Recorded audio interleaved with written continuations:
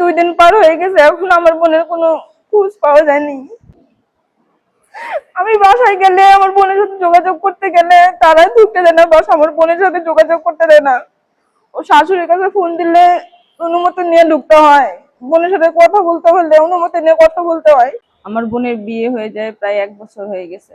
তার মাঝখানে আমি প্রায় অনেক দিন আগেও গিয়েছিলাম, কিন্তু ওরা আমার বোনের সাথে যোগাযোগ করতে দেয়নি। ওর হাতেও কোনো ফোন ইউজ করতে দেয় না। ফোন ও শাশুড়ির কাছেও দিলে বলে বাথরুমে আছে, ছাদে গেছে, কাপড় চুপড় দিতেছে, এরকম মুছিলা দেখা, কিন্তু ওর সাথে কোনো কন্টাক্ট করতে দেয় না। তারপরে আমার বোন আসছে, আমার আব্বু নিয়ে আসছে, আমি এসে ওর সাথে কথা বলতে চাই, ও কোনো কিছু বলে না। তারপরে ওর একটা ধমক দেওয়ার পরে ও সবকিছু মনের কথা আমাকে বলছে, যে আমার স্বামী আমারে মারধর করছে। আমি জিজ্ঞেস করছি কেন মারধর করছে, যে একটা মেয়ের সাথে কথা বলে আমি জিজ্ঞেস করে এসে আমাকে মারধর করছে। তো আমি বলছি ঠিক আছে, আমি ওটা বুঝে শুনে বাসায় পাঠিয়েছি, ঠিক আছে এরকম তো হয়েই থাকে, প্রত্যেকটা সংসারে অশান্তি হয়ে থাকে, তুই যা, আমি পরে দেখতেছি, আমি তো স্বামীর সাথে কথা বলে দেখবো।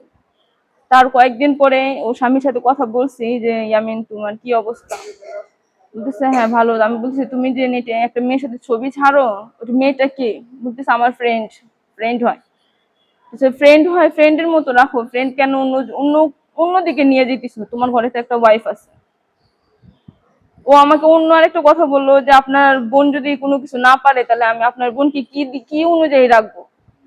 তো আমি বললাম আচ্ছা, মানুষ কি ঘরের বউ আনে না কাজের মেয়ে করে আনে, সেটা তুমি আমাকে বলো। তুমি তো ওরে নিজের নিজের ইচ্ছে নিয়ে আসছো, আর ও যদি আসতে চাইছে তুমি তো নিয়ে আসছো। বলছে যে আমি কাজ না পারলে তো আমি ওরে রাখতে পারবো না। তারপরে ওরা আমি বুঝায়া আমি বলছি ঠিক আছে তুমি কয়েকদিন দেখো, তুমি যদি রাখতে না পারো তাহলে আমাদেরকে ফোন দিও, আমরা যে আমাদের বোনকে বা আমাদের মেয়েকে নিয়ে আসবো। তারপরে ও শ্বশুর যে মারা গেছে, আমি যে ছবিগুলো ছাড়ছিল ওই ছবিগুলো আমি ওরে দেখাইছি, যে ইয়ামিন এগুলা ছাড়ছে একটা মেয়েকে নিয়ে। তো ও দেখে বলতেছে সারাটা রাত আমার পাশে শুয়ে থেকে ও কথা বলে, মেয়ের কথা বললেই ওর মেয়ের সাথে কথা বলতে গেছিল নাকি, তারপর মারধর করছে। ওর আব্বু আম্মুর সামনে মারধর করছে, মারধর যে করছে পিঠে মারছে যাতে কাউকে না দেখাতে পারে।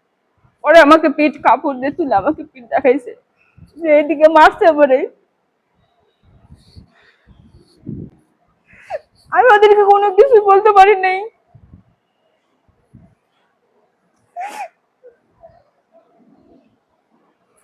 আমি বাসায় গেলে, আমার বোনের সাথে যোগাযোগ করতে গেলে তারা ঢুকতে দেয় না, বাস আমার বোনের সাথে যোগাযোগ করতে দেয় না। ও শাশুড়ির কাছে ফোন দিলে অনুমতি নিয়ে ঢুকতে হয়, বোনের সাথে কথা বলতে হলে অনুমতি নিয়ে কথা বলতে হয়। বলে যে এখন আমি বাসা নেই, এখন আসা যাবে না, তোমার আঙ্কেল বাসায় আছে, এখন আসা যাবে না, তুমি পরে আসো। এই কথা বলে কয়েকদিনে ঘুরাইছে আমাকে, আমার বোনের সাথে কথা বলতে দেয় নাই। এখন ওরা আব্বুরে ফোন দিয়ে বলতেছে যে আপনার মেয়ে হারাই গেছে, কোথায় গেছে সেটা আপনারা খুঁজে দেখেন, আমাদের কোনো দায়িত্ব না।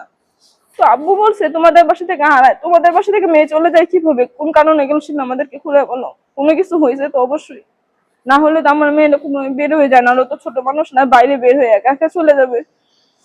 কারোর নাম্বার মুখস্থ নাই এমনও তো না, সবার নাম্বারে মুখস্থ বের হলে তো আমাদের কাছে ফোন দিবে বা আমাদের কাছে আসবে।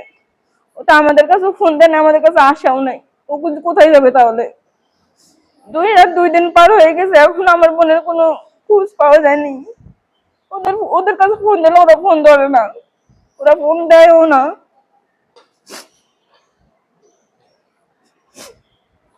আপনার কাছে এখন কি মনে হচ্ছে? আমার কাছে মনে হচ্ছে, আর ও যেদিন নিখোঁজ হয়ে গেছে ওর বড় ভাই বলছে যে মা ডাক্তারের কাছে গেছিল, এই ফাঁকে সুযোগে ও নাকি বের হয়ে গেছে। আমার এটাই সন্দেহ হয় যে ছেলে যে মেয়ের সাথে কথা বলে, ইয়ামিন বাসায় এসে ওই মেয়েকে হয়তো নিয়ে আসছে বা ওই মেয়ের সাথে ভিডিও কলে কথা বলছে ওর সামনে, ও এটা নিয়ে হাতাহাতি করতে গিয়ে ওরেও তো মারধর করছে, মারধর করতে যাওয়া হয়তো কোনো আঘাত পাইছে। আর সেই দিনে তো আমার আব্বু যাওয়ার কথা ছিল, ওরে নিয়ে আসার কথা ছিল, ওরা বলছিল যে মেয়েকে নিয়ে আসতে। আর সেই দিনে হয়তো হাতাহাতি হয়েছে, এইটা লুকানোর জন্য ওরা হয়তো কোথাও গোপন করে রাখছে। তার শাশুড়ি বলছিলেন যে ডক্টরের কাছে